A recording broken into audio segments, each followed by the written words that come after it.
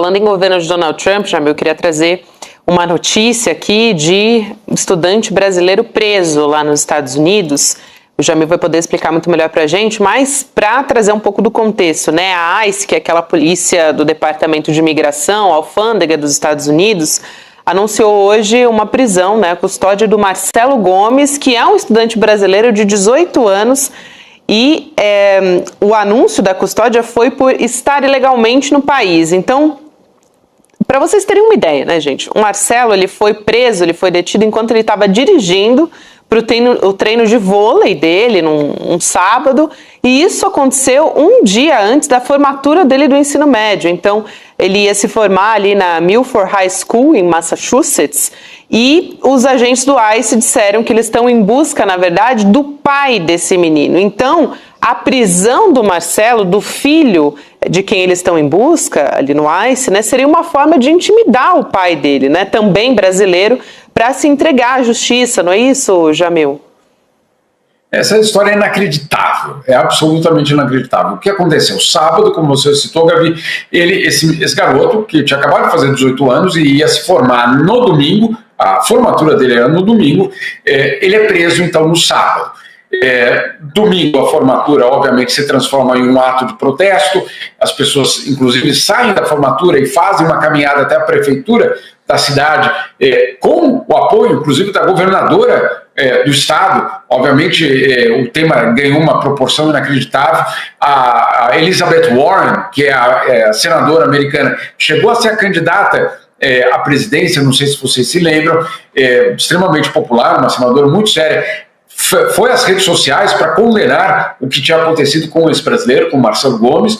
E aí o que acontece? Hoje, nesta segunda-feira, o ICE, né, que é as autoridades de imigração dos Estados Unidos, dão uma coletiva de imprensa para falar de uma outra operação também em Massachusetts, uma operação que um mês fez 1.500 presos, 1.500 pessoas presas, claro, são todos criminosos, aquela história toda que a gente já ouviu, muito bem.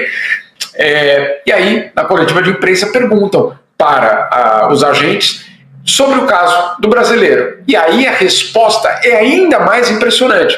Eles dizem o seguinte, que, na verdade, eles estavam atrás do pai do Marcelo Gomes, que não explicaram por quê, não explicaram o motivo, se é só por uma questão de documentos irregulares ou se tem outro motivo, não disseram o motivo, mas, estando procurando o pai, basicamente fizeram uma operação para pegar o carro que estava justamente em nome do pai.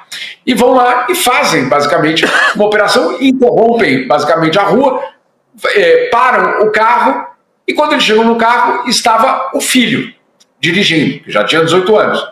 E aí, e essa parte que não fica claro, se foi um erro ou se foi uma emboscada para o pai.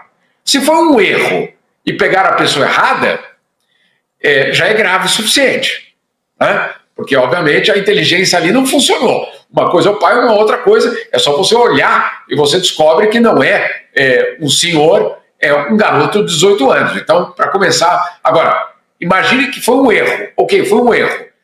Pegaram a pessoa errada. Mas mesmo assim prenderam o garoto porque ele estava, claro, sem documentos. Então, os danos colaterais de uma operação, mas aquela história, né, Chico? Não vão perder a viagem, já que a gente está aqui, a gente já prende esse aqui também.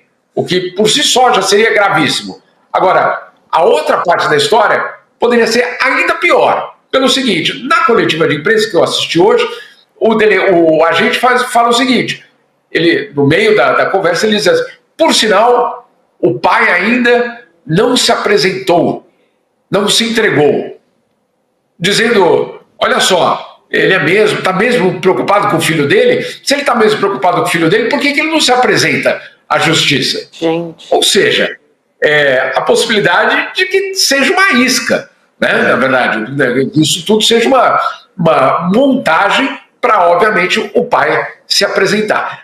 Em todos os casos, no caso de ser um erro ou no caso de ser uma emboscada, isso é um absurdo, absolutamente absurdo a situação na qual vivem, claro, muitos, e por isso que a comunidade de Milford, a governadora, senadores, etc., o tema passou a ser um tema nacional, por conta, claro, não do brasileiro em si, porque casos como esse poderiam ser de alguém de El Salvador, da Nicarágua, ou de qualquer outro país, mas é o fato do processo violar todas as garantias de Estado de Direito, como a gente tem visto nos últimos meses.